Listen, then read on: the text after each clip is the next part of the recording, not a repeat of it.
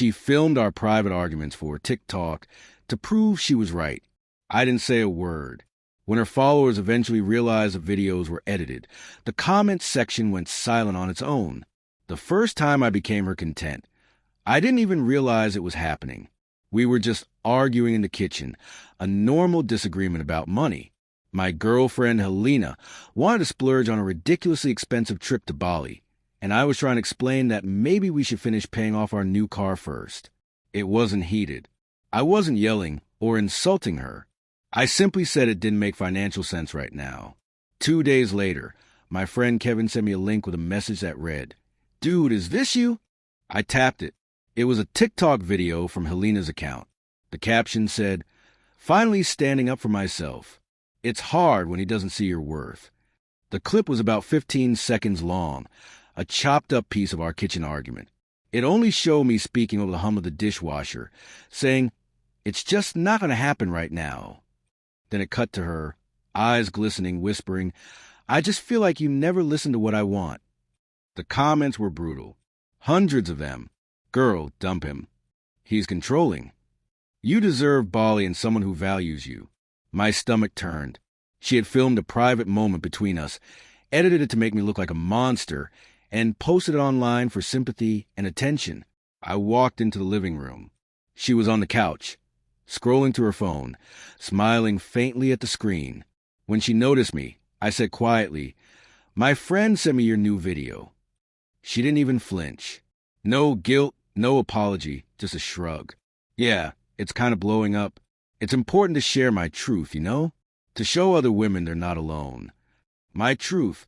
She had twisted an ordinary conversation into a performance, a piece of content she could sell as empowerment.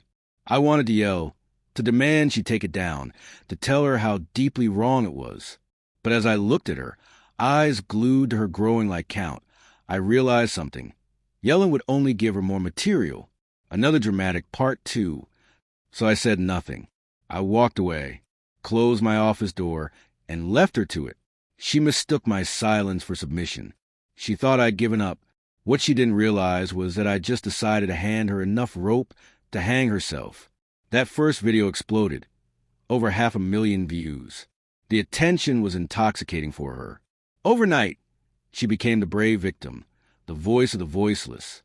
And to keep her new audience entertained, she needed more content.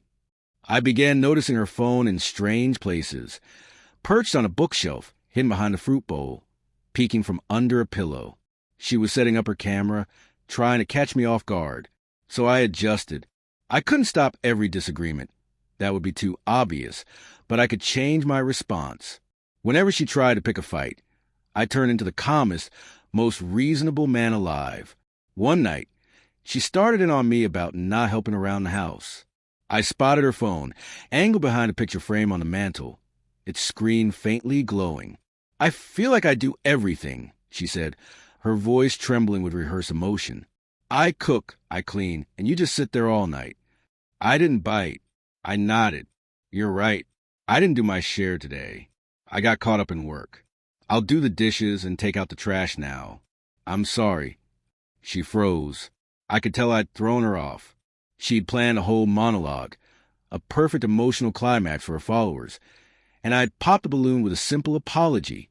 No drama, no fuel for her narrative. It started happening over and over. She'd bait me, and I'd refuse to react. Slowly, her views began to drop. Her followers started commenting things like, "He seems fine here. I don't get it." That only made her push harder. When she couldn't provoke me, she leaned on heavier editing.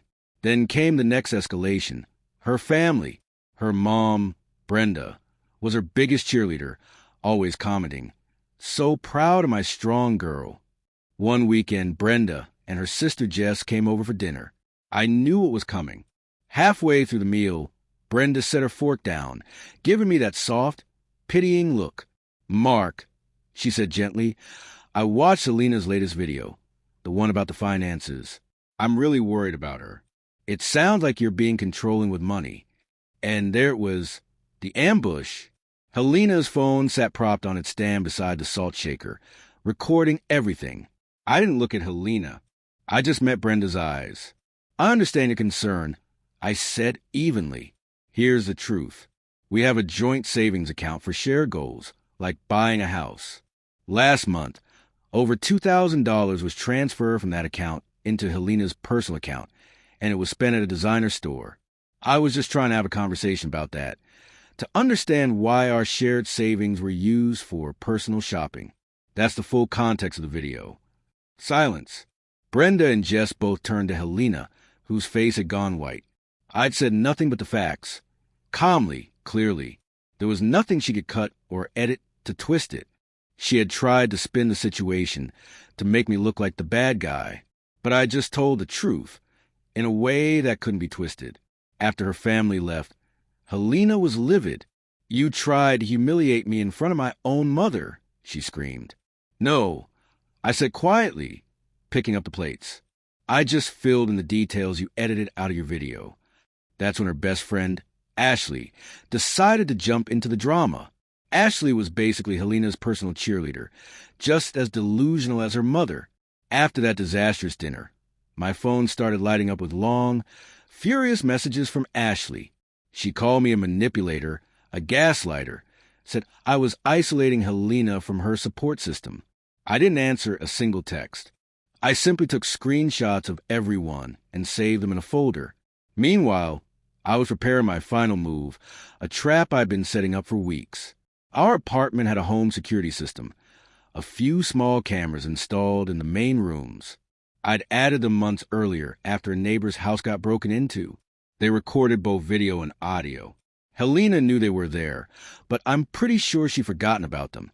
She was so focused on hiding her own little cameras that she never considered she was being recorded by something far more impartial. So I planned one last argument. Something so clearly her fault that not even her most loyal fans could spin it in her favor. One evening, I came home from work, and she was already in a foul mood. Her latest TikTok had flopped. She needed new drama, and I decided to give her some. I noticed her phone right away, half hidden behind a stack of books, already recording. Hey, I said casually. Got a weird email from the landlord today. What about? She asked, eyes still glued to her phone. It was a complaint from Mrs. Gable next door. Apparently, there was a big party here last Tuesday. Loud music till 3 a.m. I was visiting my parents that night, so I guess that was you? Her eyes flicked up, a flash of panic crossing her face. It wasn't a party. It was just Ashley and a few friends. Right, I said, pulling out my phone. Because Mrs. Gable sent the landlord her doorbell footage. It shows about 15 people coming and going from our apartment. And she sent this too. I turned the screen toward her. It was a photo of a cigarette burn on the hallway carpet outside our door. The landlord says we're responsible for the damage. It's coming out of our deposit.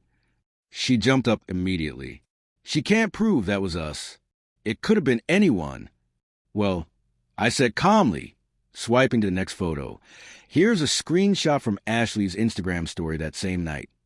It showed Helena, Ashley, and about 10 other people crammed into our living room. One guy in the background, clearly holding a cigarette.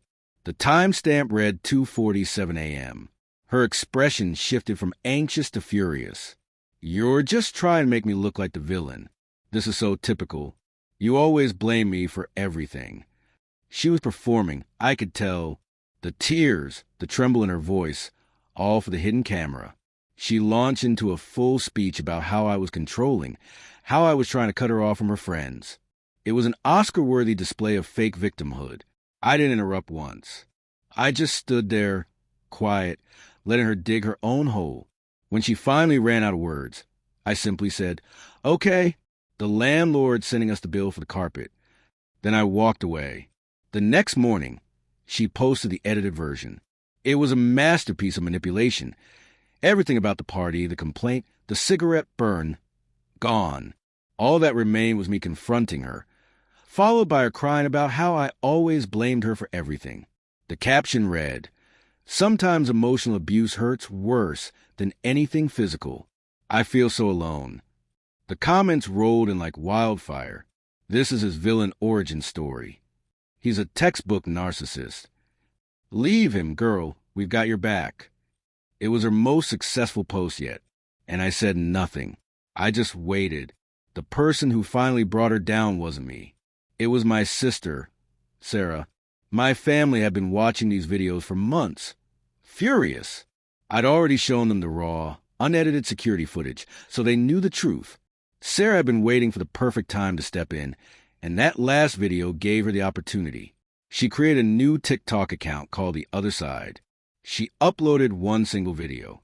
It was a split screen. On one half, Helena's dramatized TikTok, complete with sad music and teary captions. On the other, the uncut security camera footage from the same night. It showed the full, calm conversation. Me presenting proof. Helena pretending to cry. Then, at the end, Sarah added a screenshot from Ashley's Instagram story, the one with the cigarette. Across the screen, she wrote, "Who's the real victim here?" She didn't tag Helena. She didn't need to. The internet connected the dots in hours. At first, it spread slowly.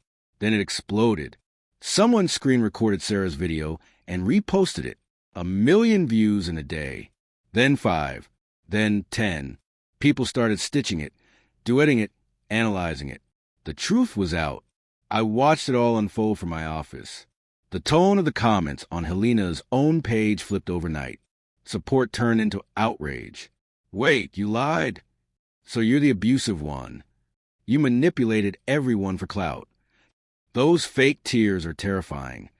The backlash was savage. Her audience turned on her completely. Comment sections became war zones until she had to disable them entirely. People started combing through her old posts, rewatching everything, pointing out inconsistencies and fake emotions. The little empire she'd built on lies collapsed in less than 2 days. The comments didn't turn off themselves. She turned them off, because the truth had burned everything down. 2 days after Sarah's video went viral, Helena came home from work. She looked hollow. No tears, no yelling, just exhaustion.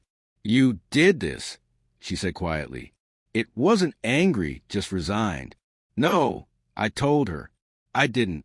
I stayed quiet. You did this yourself. You just decided to live stream it." She had no comeback. Nothing left to say. Her career as a professional victim was officially over.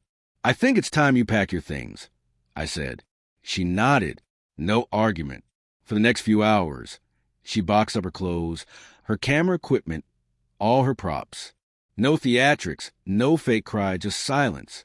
The show had ended. I stood by the window and watched as she carried the last of her stuff to the car. I didn't help. I didn't say goodbye. When she was gone, I walked to the apartment, to the bookshelf, the counter, the mantel, gathering all the little phone stands she'd hidden for her recordings. I threw them all in the trash. And for the first time in a long while, the silence that filled the apartment sounded perfect.